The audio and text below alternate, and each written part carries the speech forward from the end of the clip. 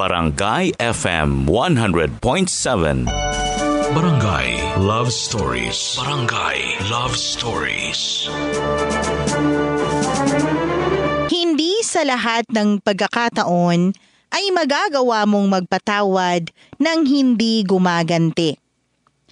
Madalas kapag alam mong nakaganti ka na, ay doon lang gagaan ang pakiramdam mo. Ikaw, kabarangay, nagawa mo na bang magpatawad ng buong puso sa taong nanakit sa'yo ng sobra nang walang ganti?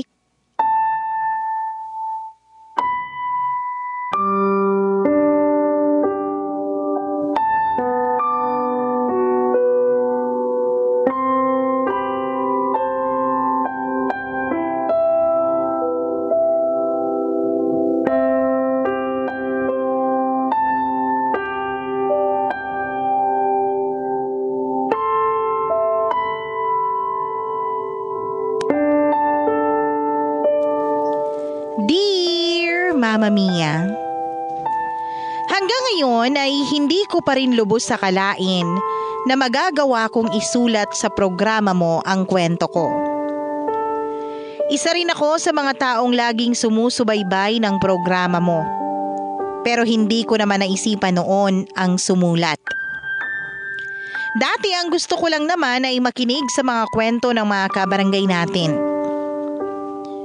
Siguro dahil wala akong mapagsabihan ng nararamdaman ko at sa tuwing bumabalik sa akin ang nakaraan ay nasasaktan pa rin ako hanggang ngayon. Kaya nagawa kong isulat ang hinanain kong ito. Wala akong kapatid at wala rin akong matalik na kaibigan para mapaglabasan ko ng sama ng loob. Ako pala si Jeric, 33 years old. Hindi ko rin yan tunay na pangalan, Mama Mia. Natatakot kasi akong makilala at malaman ng parents ko ang mga ginawa ko noon. Isang abogado ang tatay ko at isa namang math professor ang mama ko. Kung titignan sa propesyon nila ay nakakatakot talaga kung sasabihin ko na nakipaghalikan ako sa kapwa ko lalaki. Hindi ko naman maitatago ang pagiging feminine ko. Pero hindi nila alam na naging bakla ako at may nakasama akong lalaki sa iisang bahay. Hindi na nila naisip yon dahil nakita nila kung gaano ko minahal si Amber. Mama Mia, si Amber ang aking first love. Mahal na mahal ko siya. Ibinigay ko lahat ng gusto niya kahit ang kagustuhan niyang magstay na lang sa inuupahan kong condo unit. Sumasama ako sa lahat ng gusto niyang puntahan. Natatakot kasi ako na baka makahanap siya ng iba sa tuwing magpa-party siya. Malayong malayo ang personality naming dalawa. Pero hindi yun naging hadlang sa relasyon namin dahil ako na ang nag-adjust. Dahil sa kanya ay nalaman ko kung ano ba ang lasa ng alak. Matalinong babae si Amber, Mama Mia. Kahit na lagi siyang nagpa-party sa gabi, ay hindi niya napapabayaan ang grades niya. Tama kayo nang narinig. Nag-aaral pa lang si Amber at ako naman ay manager na sa isang bangko. Buti na lang at malayo kami na nagpa-party si Amber. Kaya walang alam ang pamilya ko o ang mga katrabaho ko. Bakasyon noon ni Amber at gusto niya na pumunta kami sa beach dahil summer na nga naman. Sinabi ko na hindi talaga ako pwede dahil hindi ko naman basta-basta iwan ang trabaho ko. Bagay na hindi niya maintindihan. Ayoko sana na umalis siya na hindi ako kasama pero wala akong choice, Mama Mia. Hindi ko naman kasi pwedeng iwan ang trabaho ko. Kaya pumayag na lang ako basta ang kasama niya ay ang mga pinsan niyang babae.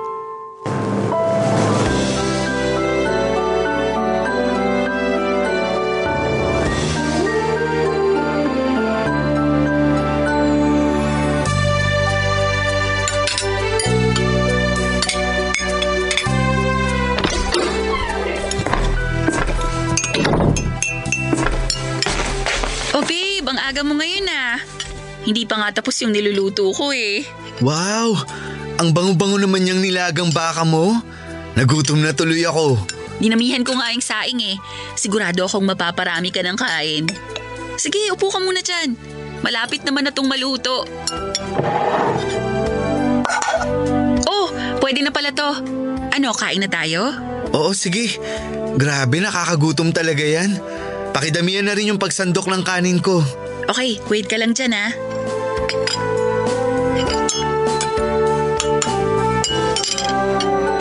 O ayan, kain na tayo. Pahigop nga ng sabaw. Aray, ang init! Ano ba yan? Dahan-dahan naman kasi. Para ka namang bata eh. Hipan mo muna. Grabe, galit ka agad. Galit ba ako? Di naman eh. Sinasabi ko lang na hipan mo muna bago mo higupin. Siguro may dalaw ka ngayon. Nako, hindi nga ako galit nun. Sinasabi ko lang na hipan mo muna. O ayan, galit ka na talaga. Baka naman buntis ka. Puro ka kalokohan. Hindi ako galit nung sinabi ko yon at lalong hindi ako buntis. Alam mo, hindi pa yun pwede mangyari. Katapusan na ng buong pangarap ko kapag nangyari yun. Madami pa akong pangarap na kailangan kong tuparin kaya hindi pa ako pwedeng mabuntis. College student pa lang ako, no? Sa'yo okay lang kasi may trabaho kang maganda, may kotse, may sariling bahay. Kung sakali naman na mabuntis kita, pwede ka pa rin naman mag-aral ah. Tulad nga ng sabi mo, may bahay na tayo, may kotse at may trabaho ako. Kahit na, ayoko pa rin. Dapat makapagpatayo muna ako ng bahay para kina mama bago ako mag-asawa. Hindi naman kasi kami kasing angat nyo sa buhay. At saka hindi porket mahilig ako mag-party, wala akong pangarap, no? Wala naman nagsasabi ng ganyan sa'yo eh. Ikaw lang naman yung nag-iisip ng ganyan. Matalino kang babae kaya siguradong matutupad mo lahat ng pangarap mo. Tapos nasa tabi mo pa ako para suportahan ka. Yee! Kinilig ka ba? Oo na, kinilig na ako. Kahit hindi naman talaga. Sus, kunwari ka pa. Teka nga, ba't ba ang lungkot na mukha mo? Kasi naman kagabi ko pa sinabi sa'yo pero ayaw mo pa rin akong samahan sa beach. Once a year na nga lang, ayaw mo pa. Last year, hindi na tayo nag-swimming kasi hindi ka pwedeng umabsent sa work mo. Ngayon, hindi pa rin pwede. Kasi pag nasa ganitong edad ka na, mas pipiliin mo na yung mga priorities mo sa buhay. Ibig sabihin, hindi mo ako priority? Nagtatampo naman tong baby ko. Mukha bang hindi kita priority? Kahit saan ka nga magpunta, kasama mo ako. Kahit anong trip mo, sinasabayan kita. Huwag lang yung a-absent sa trabaho. Maintindihan mo rin to kapag nag-work ka na. Di ako nalang mag-isa. What? Tapos ano? Magbibikini ka? Sa akin ka lang. Hindi pwedeng makita ng iba yung katawan mo. Ano ba yan? Sasama ko na lang yung mga pinsan ko. Okay na ba yun? Kilala mo naman sila, di ba? Ay, sige na. Basta walang boys. Kahit pinsan mo na lalaki, hindi pa rin pwede. Okay? Talaga? Payag ka na? Yes! Promise, walang boys. I love you, babe. I love you too. Mama Mia, medyo isip bata pa talaga si Amber. Gusto niya ay lagi siyang masusunod. Hindi naman yun problema sa akin dahil mahal na mahal ko naman siya. Tsaka naisip ko rin na kapag nakagraduate na siya ay mag-iiba rin ang ugali niya. Bunsong anak din kasi siya kaya mas naiintindihan ko rin kung bakit siya ganun. Extrovert talaga siya kaya naman bilang isang boyfriend ay kailangan kong maging maintindihin talaga. Gusto niya lagi na nasa matataong lugar. Laging may music at laging may nakakausap. Pakiramdam kasi niya, Mama Mia, ay sobrang lungkot na kapag pumirmi siya ng bahay sa loob ng 1 linggo. Pumayag na nga ako sa gusto niya, Mama Mia. Nangako naman siya na walang lalaking mai-involve sa pagbi-beach nilang magpipinsan. Nag-overnight po sila doon. Pero kahit na gano'n ay hindi naman nakalimutan ni Amber na kontakin ako palagi. Nagvi-video call kami halos oras-oras. Ganon ako ka-possessive sa kanya. Kung pwede nga na sumunod ako doon ay ginawa ko na kaso hindi naman pwede. Lalo't hindi naman ako ordinaryong empleyado lang. Nagstay muna siya sa pamilya niya bago umuwi sa bahay ko. Wala namang kaso sa akin dahil okay naman ang communication naming dalawa. Hanggang sa umuwi na nga siya sa amin. Medyo matamlay siya ng ilang araw. Laging gustong matulog. Bagay na ipinagtataka ko talaga, Mama Mia, dahil hindi naman ganun si Amber. Imposible rin naman na nabuntis ko siya dahil may protection kaming ginagamit para hindi kami makabuong dalawa.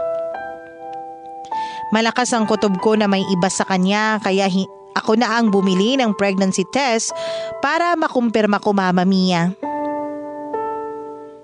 Pero nung lumabas ang resulta ay hindi ko na napigilan ng sarili ko at nasaktan ko si Amber.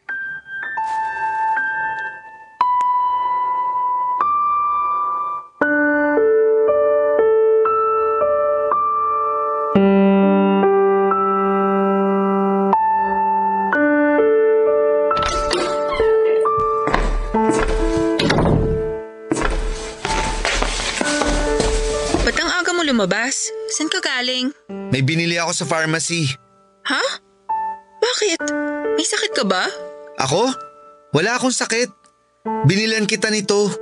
Gamitin mo ngayon. Gusto kong makita yung resulta. Pregnancy test? Bakit ko kailangan ito? Para malaman natin kung buntis ka. Okay ka lang ba? Paano mo ako mabubuntis? May protection tayo. Yun nga rin yung pinagtataka ko eh. Pero hindi pa naman tayo sigurado kaya gamitin mo na yan. Iba yung kinikilos mo nitong mga nakaraang araw. Kaya sa tingin ko kailangan mo yan. Sige na. Pero babe, paano kung positive nga? Hindi ko alam kung anong mararamdaman ko nun. Pero magiging tatay ka na. Di ba dapat masaya ka? Ay, pumasok ka na sa CR. Okay, sige.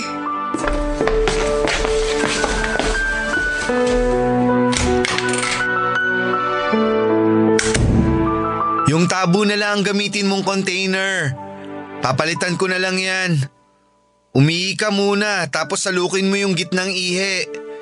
Gamitin mo yung dropper para kumuha ng sample.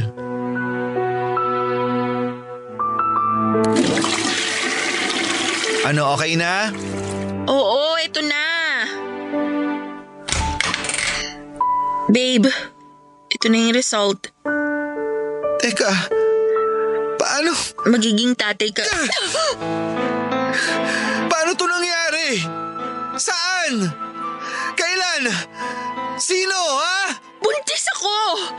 Bakit mo ako sinaktan? Baliw ka ba? Oo, baliw ako. Baliw na ako. Durog na durog ako ngayon. Pinagkatiwalaan kita. Paano ako magiging tatay? Nga na sa'yo na nga nanggaling kanina na imposible. Ha? Sumagot ka, Amber! Ano ba, Jeric? Nasasaktan ako. Ang higpit ng hawak mo sa braso ko. Ano pa? Buntis ako! Yun nga yung masakit eh. Buntis ka! Bakit? Kailan? Kailan? May nakilala akong lalaki sa resort at oo, may nangyari sa amin. At gusto mong malaman kung bakit ko pinatulan? Dahil ang macho niya. Lalaking lalaki yung datingan niya kaya inakit ko siya.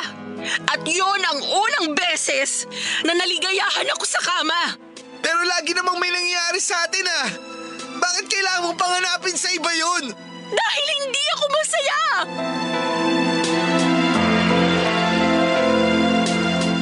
Nanlambot ang buo kong katawan sa huling sinabi ni Amber. Hindi pala siya masaya. Lahat ng pinakita niya sa aking ngiti at tuwa ay puro pagpapanggap lang pala. Hindi ko matanggap ang bagay na yun, Mama Mia.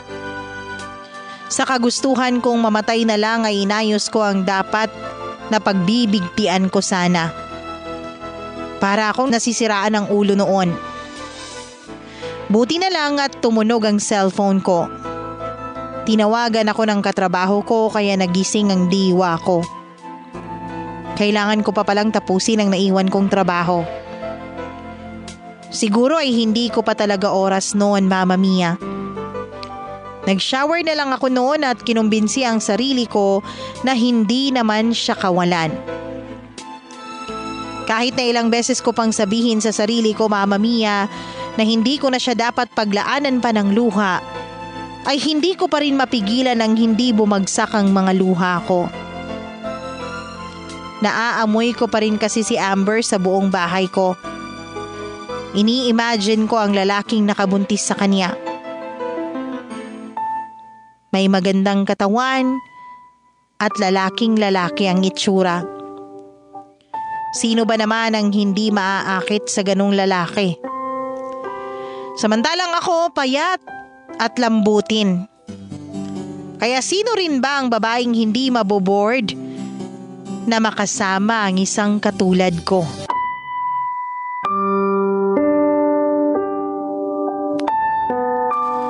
Tulad ng ibang taong kakagaling lang sa hiwalayan, hindi talaga naging madali para sa akin ang mag-move on, Mama Mia. Naghahalo ang galit ko dahil sa panluloko at masasakit na salitang sinabi niya sa akin at ang pagka-miss ko sa kanya. Sa sobrang pagkaburyo ko ay tinapon ko ang lahat ng gamit na naiwan niya sa bahay ko.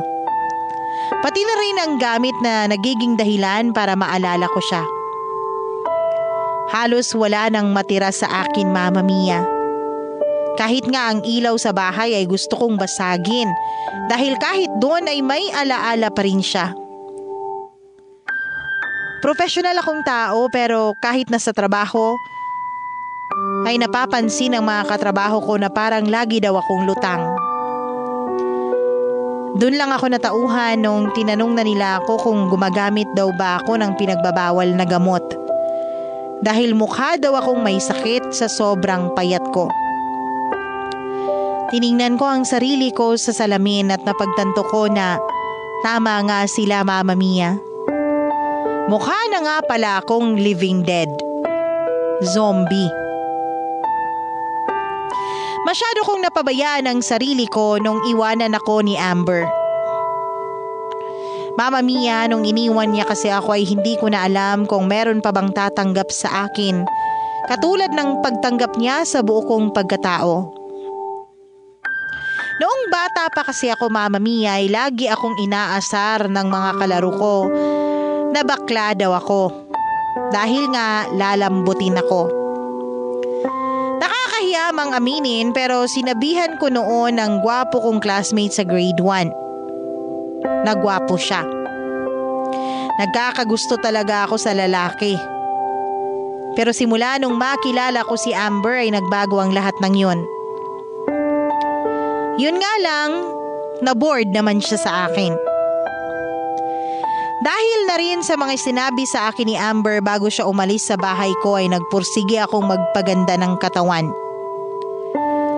Bumili ulit ako ng mga products na makakapagpabalik ng maganda kong balat. Pero imbis na babae ang maakit ko, ay ako ang naakit sa mga lalaking nakakasabay ko sa gym. Sinubukan ko na hindi pansinin ng mga kalalakihan na pinagnanasahan ko ang mga magaganda nilang katawan. Totoo yun, Mama Mia.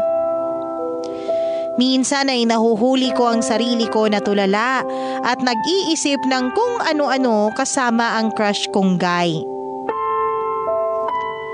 Isang araw, Mama Mia, ay pauwi na sana ako nang maalala ko na wala pala akong dalang payong. Sobrang lakas ng ulan kaya hindi ako makaalis para kumuha ng taxi. Sakto naman na coding ang sasakyan ko kaya hindi ko ito dala at biglang bumuhos ang napakalakas na ulan. Nagulat na lang ako nang may bumukas na payong sa tabi ko. Pakiramdam ko noon ay para akong nasa K-drama na biglang bumagal ang oras nung magkasalubong ang mga mata naming dalawa ng lalaking katabi ko. Ang lakas ng tibok ng puso ko, Mama Mia. Sa lakas nito ay hindi ko na maintindihan ang sinasabi niya.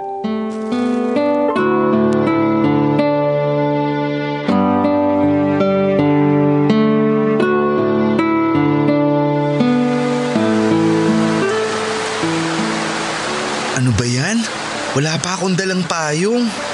Paano ako kukuha ng taxi nito? Ay, ano ba yan? Parang wala namang katabing tao. Sorry sir, nagulat ba kita? Malaki yung payong ko. Kasya tayo dito. Sabay ka na.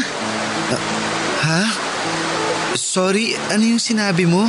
Sabi ko po, malaki naman yung payong ko. Sabay ka na po sa akin para hindi ka na rin po gabihin. Mukhang walang balak tumila tong ulan ngayong gabi. Ano sir, sabay ka ba?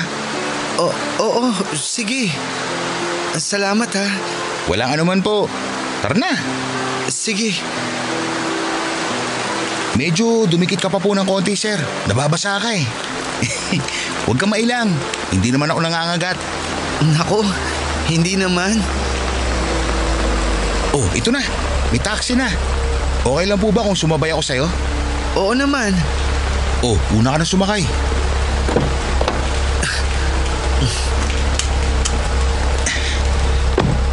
Manong, sa Pasay po. Okay po. Sa Pasay ka lang pala? Sakto pala eh. Pasay lang din ako. Sagot ko na itong pamasahe natin. Nako, hindi na. May pambayad naman ako. Alam ko namang meron. Manager ka kaya sigurado may pambayad ka. Teka nga, hindi mo ba ako namumukaan? Nagkita na ba tayo dati? Ano bang pangalan mo? Grabe siya. 1 buwan na ako nagtatrabaho bilang security guard nyo. Tapos nakikita din kita sa gym. Di mo man lang pala ako napapansin. Tisoy na lang ang itawag mo sa akin. Yun naman ang tawag sa akin ng lahat. Ikaw si Sir Jeric, di ba? Oo, Jeric nga. Hala, sorry ah. Hindi kasi ako matandain sa mukha eh. Kasama pala kita sa trabaho. Pasensya na talaga. Nitong mga nakaraang araw kasi may gumugulo lang sa isip ko. Kaya hindi ko napapansin yung mga tao sa paligid ko. Ano naman yung gumugulo sa isip mo? Medyo personal eh. Ay, sorry. Medyo feeling close na ako. Okay lang na wag mo sabihin kung personal. May itatanong ako sa'yo. Pero sana wag ka magalit. Ano yun? Hindi ako magagalit. Bye ka? Halata ba? Naiilang ka ba? Hindi ah. Pero oo, halata ako. Lalo na kanina nung sinabi ko na dumikit ka pa sa akin. Hinawakan mo yung braso ko. Yung mga straight kasi, hindi yun gagawin. Kaya naisip ko na baka nga. Alam mo na. Pero hindi ako naiilang sa'yo. Ang totoo nga niyan, meron akong nakarelasyon na transgen. Mukha talaga siyang babae. 1.5 taon din kami nagsama, kaso may nakilala siya mas gwaping sa akin eh. Kaya yun, iniwan niya ako at sumama siya sa iba. Ang sakit naman nun. Medyo nakarelate ako. Yun siguro yung gumugulo sa isip mo, no? Broken hearted ka. Huwag ka mag-alala, makaka-move on ka rin gaya ko. Ay, wait lang. Manong, dito na lang sa tabi. Sige po, itatabi ko lang, sir. Gusto mo kape ka muna sa place ko? Ayos lang ba? Oo naman. Tara. Manong, ito na po yung bayad ko. Keep the change po. Nako, maraming salamat po, sir. Ingat po kayo.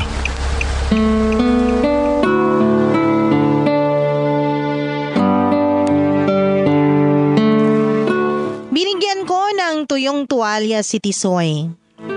Basa kasi ng ulan ang kaliwang bahagi ng katawan niya dahil nag-share kami sa iisang payong. Sobrang nagulat talaga ako sa mga sumunod na nangyari, Mama Mia. Tinanggal niya kasi ang pang-itaas niyang damit. Naramdaman kong uminit ang pisngi ko at napansin iyon ni Tisoy.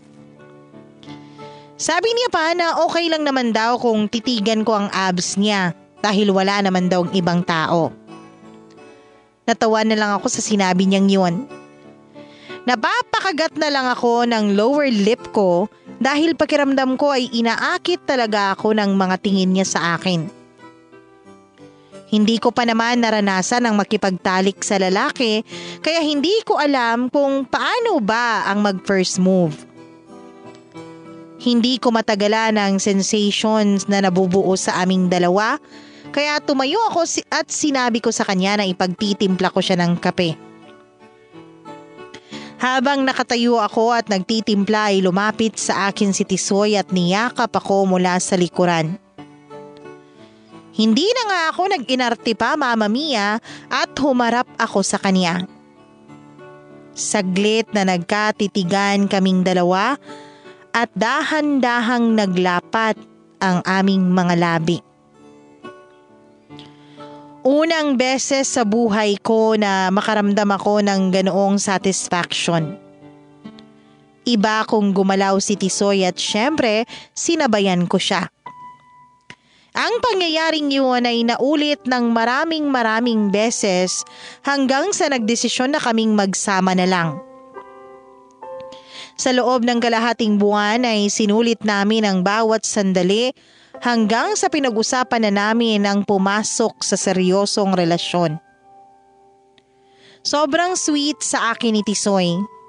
Minsan ay magpapadala pa siya ng bulaklak sa office at akala naman ang mga katrabaho namin ay si Amber ang nagpapadala dahil si Amber lang naman ang nakilala nilang girlfriend ko. Kontento na kaming dalawa sa kung ano man ang meron sa amin. Kaya masasabi ko, Mama Mia, na perfect na talaga ang lahat hanggang sa makita ko ulit si Amber. Parang hindi na si Amber ang Amber na minahal ko noon dahil malaki ang pinagbago niya sa pisikal niyang itsura. Matalino siya kaya alam niyang may relasyon kami ni Tisoy. Gusto kong magalit kay Tisoy kung bakit pinapasok niya ang walang hiyang babaeng yun. Pero hindi ko naman magawa dahil ang pagpapakilala ni Amber sa kanya ay magpinsan kaming dalawa. Hindi na pala siya nakapag-aral dahil nagalit ng sobra ang mga magulang niya nung nalaman na nabuntis siya ng ibang lalaki.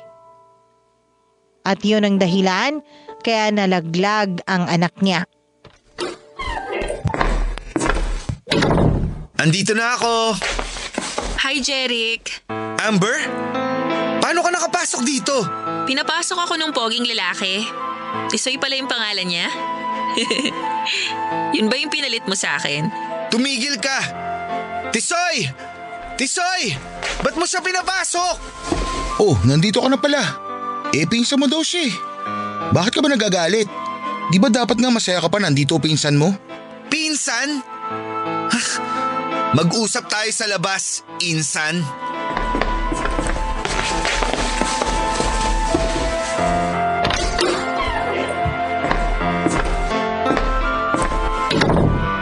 Anong kalokohan to? Bakit bumalik ka pa? Anong pinsan? Bakit? Gusto mo bang sabihin ko sa boylet mo na ex mo ko? Gusto mo bang magkagulo kayong dalawa? Hindi ako bobo, Jeric. Basang-basa kita noon pa.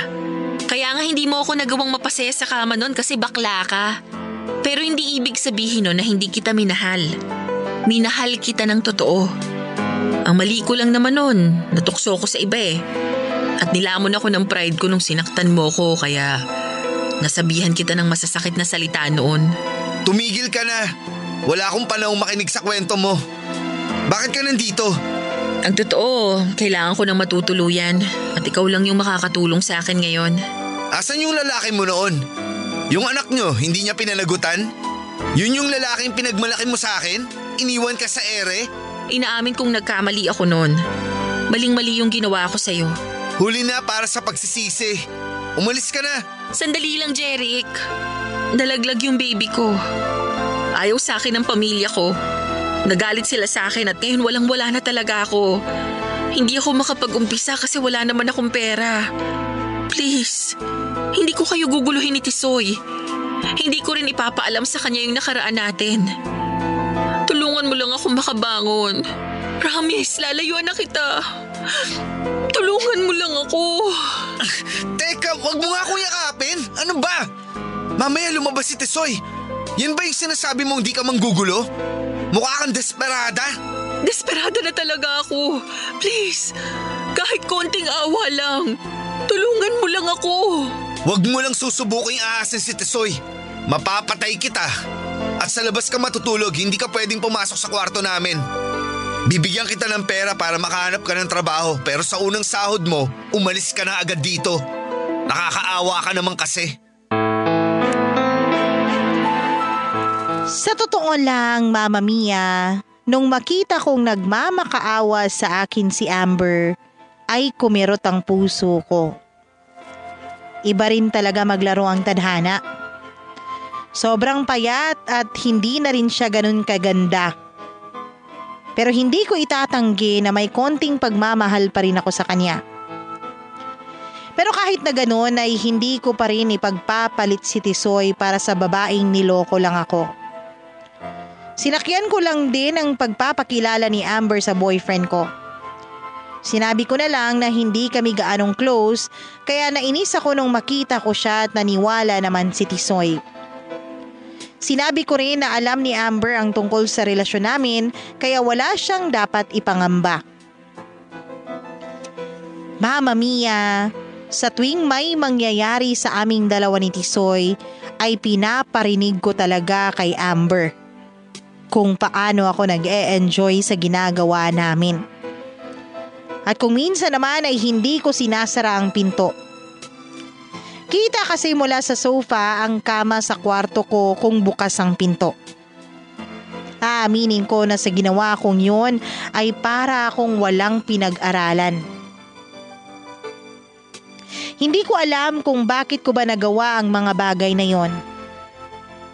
Siguro Mama Mia ay gusto ko lang na makitang apektado si Amber sa pakikipagrelasyon ko sa iba. Gusto kong makita na nagsiselos siya at nanghihinayang sa ginawa niyang panloloko at sa pag-iwan niya sa akin noon. Hindi naman naging pabigat sa bahay si Amber, Mama Mia. Tumutulong siya sa lahat ng gawain sa bahay. Buti na lang at walang interes sa babae si Tisoy. Kaya alam kong safe naman kahit maiwan silang dalawa sa bahay. Naikwento pa nga sa akin ni Tisoy kung anong hirap na dinanas ni Amber simula nung malaglag ang baby niya. Kilala ko siya at alam kong hindi siya mahilig gumawa ng istorya. Kaya alam ko na totoo lang ang lahat ng kwento sa kanya ng boyfriend ko. Pero imbis na maawa ako ay nakaramdam ako ng sobrang galit. Galit ako dahil mas pinili niya ang ganoong buhay kaysa sa ang buhay na kasama ako. E di sana ay matutupad niya ng walang kahirap-hirap ang lahat ng pangarap niya. Hanggang sa dumating na ang araw, Mama Mia, na sumahod na nga siya sa napasukan niyang trabaho. At tulad ng napag-usapan ay aalis na siya sa poder ko. At sa pangalawang pagkakataon, Mama Mia, ay iiwan niya ulit ako. Parang bumalik ang sakit ng nararamdaman ko nung unang beses niya akong iwan. Ang pinagkaiba lang ay wala na akong karapatan na magalit ngayon. Pumasok ako sa CR noon at doon ako umiyak ng tahimik. Hindi na siya nakapagpaalam sa akin ng personal dahil pinasabi ko kay Tisoy na huwag niya akong eestorbohin. Mama Mia, mahal ko pa rin talaga si Amber. Pero galit ako sa kanya. Hindi ko naman pwedeng i-open kay Tisoy ang nararamdaman ko dahil masasaktan siya. At ayokong saktan ng taong walang ibang ginawa kundi ang pasayahin lang ako. Hanggang sa isang araw ay nakareceive ako ng text. Hindi nakasave ang number kaya hindi ko alam kung sino. Hindi ko naman na-replyan agad dahil nasa meeting ako. Na-curious ako kung sino ito dahil ang laman lang naman ng message ay ang pangalan ko. Jeric. Hindi ko alam kung bakit bigla akong kinabahan nung mabasa ko ang text na yon. Isang pagtataksil para sa nobyo ko na nasabik ako sa isang text message. Dahil ang totoo, Mama Mia, ay umaasa ako na sana ay si Amber yun. Kaya nung tawagan ko ito ay isang pamilyar na boses ang narinig ko sa kabilang linya. Medyo napaluha pa lang ako, Mama Mia, nung marinig ko ang boses ni Amber. Hindi ko maintindihan ang pakiramdam ko. Nasasabik ako sa kanya pero nagagalit din ako ng husto. Tinanong ko kung anong kailangan niya at sinabi niya sa akin na gusto niya daw makipag-usap sa akin ng personal. Sinabi niya ang address kung saan siya at dali-dali akong pumunta roon. Maling-mali ang ginawa kong iyon, Mama Mia. Dahil pagpasok pa lang na pagpasok ko sa pintuan ay hinablot ko na kaagad siya at hinalikan. Hinalikan din naman niya ako pabalik. Kaya nauwi sa pagtatalik ang nangyari sa aming dalawa. Kitang-kita ko sa mukha ni Amber ang sakit habang inaangkin ko siya ng mga oras na yon. Ibinuhos ko kasi ang galit ko sa kanya nung mga oras na yon at nung matapos na ay pakiramdam ko nakaganti na ako sa kanya. Mama Mia, matapos may mangyari sa aming dalawa ay nawala na parang bula ang galit na matagal kong kinimkim. Pero hindi ibig sabihin nun na tatanggapin ko na siya ulit. Dahil nung sinabi niya na gusto niyang makipagbalikan sa akin, ay tinabla ko siya. Tinabla ko siya na para bang hindi ko mahal ang babaeng kausap ko.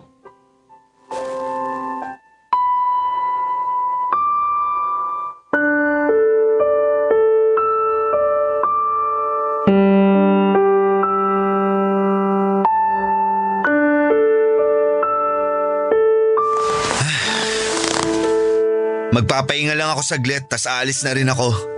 Ha? Pero hindi pa tayo nakakapag-usap. Meron ba tayong dapat pag-usapan?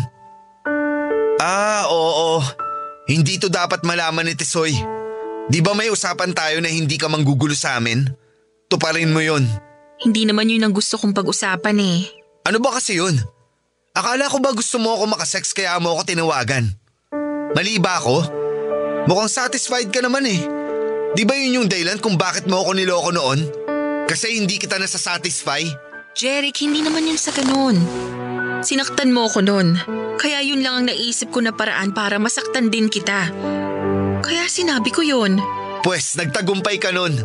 Nasaktan mo ako ng sobra. Alam mo kasing ikaw yung first love ko kaya alam mo kung paano mo ako sasaktan.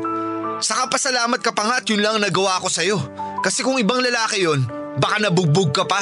Inaamin ko yung pagkakamali ko. Gusto kong humingi sa'yo ng tawad. Please, patawarin mo ko. Okay, sige. Pinapatawad na kita. Jeric naman eh. Hindi ka naman ganyan makipag-usap sa akin dati eh. Nagpapatawa ka ba? Wala na yung Jeric na yun. Matagal nang wala. Hindi mo napapansin? Ibang-iba na ako sa Jeric na nakilala mo. Bakit? Nagsisisi ka ba dahil mas gwapo na ako at maganda na yung katawan ko? Hindi ko alam na ganyan ka palang klaseng babae, Amber. Ang babaw mo. Ngayon naiintindihan ko na kung bakit iniwan ka ng lalaki mo. Porket macho lang nagpakama ka na. Ang dumi mo. Sabihin mo na kung anong gusto mong sabihin sa akin. Tatanggapin ko lahat yon. Basta balikan mo lang ako. Magbalikan na lang tayo. Ako na lang ulit. Ako na lang yung piliin mo. Promise, mas magiging maayos akong babae sa paningin mo. Lahat ng gusto mo gagawin ko. Basta magbalikan lang tayo. No! May mahabang panahon ka noon para bumalik sa akin pero hindi mo ginawa. May panahon ka noon na humingi ng tawad sa akin pero mas pinili mo na wag na lang. Kaya wag ka nang umasa. Dahil wala ka nang aasahan sa akin. Saan ka pupunta, Jeric? Dito ka lang. Alis na ako.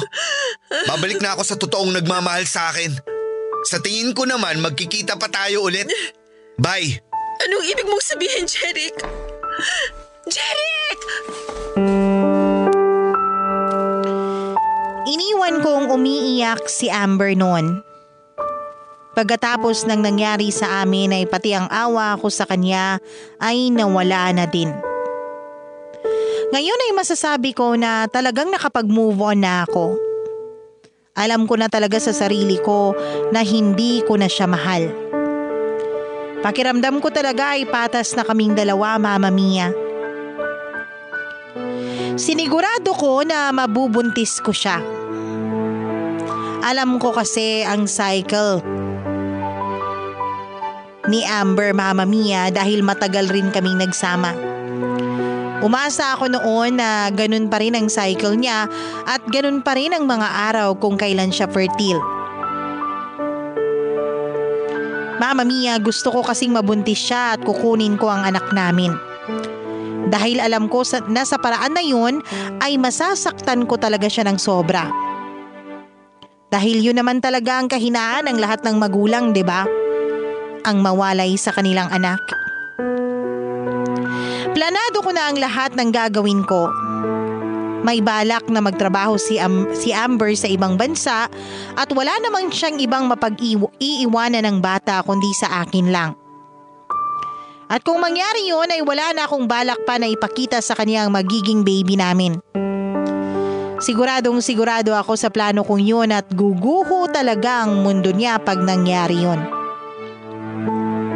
At nangyari na nga ang inaasahan ko dahil ilang buwan lang ang makalipas ay nakareceive ulit ako ng tawag mula sa kanya. At sinabi niya na buntis daw siya at ako ang ama.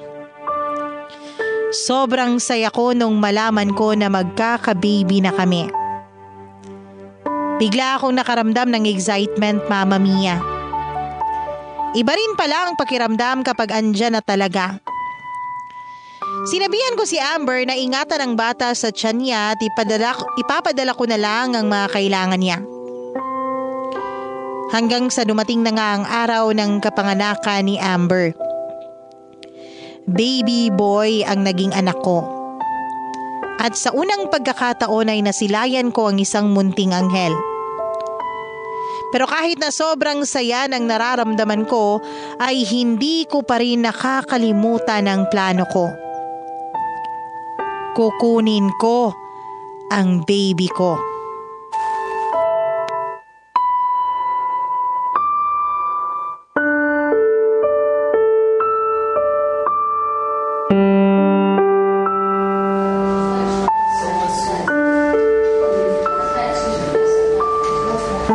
Ang cute-cute naman ng baby ko. Kamukha ng papa. Jeric. Ano yun? Ano nang plano mo sa amin ni baby? Sa inyo? Wala akong plano para sa inyo. Sa baby ko, planado ko na lahat. Pero para sa'yo, wala akong plano para sa'yo. Anong ibig mong sabihin? Ako ang nanay. Tama ka. Ikaw ang nanay pero hindi kita asawa. Bakit mo ko tinatanong kung anong plano ko sa'yo? Hindi mo pa rin ba gets? Wala na akong paki sa'yo. So anong plano mo sa baby ko? Gagawin niyo siyang anak niyo ni Tisoy? Hindi ka ba nahihiya? Lalaki yung bata na parehas na daddy ang itatawag niya sa inyo? Hindi mo siya mabibigyan ng magandang buhay. Akin na yung anak ko. Akin na siya. Bakit? Kaya mo ba siyang bigyan ng magandang buhay? Mag-isip ka nga. Mag-isa ka na lang sa buhay. Paano mo maalagaan tong bata? Anong ipapakain mo dito kung di ka magtatrabaho? Kung magtatrabaho ka naman, sino magbabantay? Kukuha ka na lang ng yaya. Mas kaya kong bigyan ng magandang buhay ang batang to. May mga magulang pa ako na sosuportahan ako. Eh ikaw, kinalimutan ka na ng pamilya mo dahil mas inuna mo pa yung kalandian mo kaysa sa kinabukasan nyo. Kahit ano pang sabihin mo, hindi ako pumapayag. Magagawa ko ng paraan yun. Ibigay mo sa akin ang anak ko. Akin ang sabi eh. Ano bang gusto mo mangyari, Amber? Umabot ba tayo sa korte? Mas kawawa ka lang kapag korte ang magdidesisyon. Stable ako financially. Eh ikaw, anong sasabihin mo sa korte? Mukhang nakalimutan mo rin ata na abogado ang papa ko. Kaya sa tingin mo may laban ka? Sige, panalo ka na. Pero sana hayaan mo kung mayakap ko muna siya ngayon. Hayaan mong maging mama niya ako kahit dito lang sa ospital. Please. Sige. Dahan-dahan ha. Hi, baby. Si mama to. Dapat lalaki kang mabait, ha? Good boy lang lagi. Mukhang hindi mo makakasama si mama eh. Pero love na love kita. Tatandaan mo yan, ha? Kapag okay na si mama financially, bibisitahin kita. Sana pagdating ng araw na yon, ihahag mo ko ng mahigpit, tapos ikikiss mo ko. I love you, anak.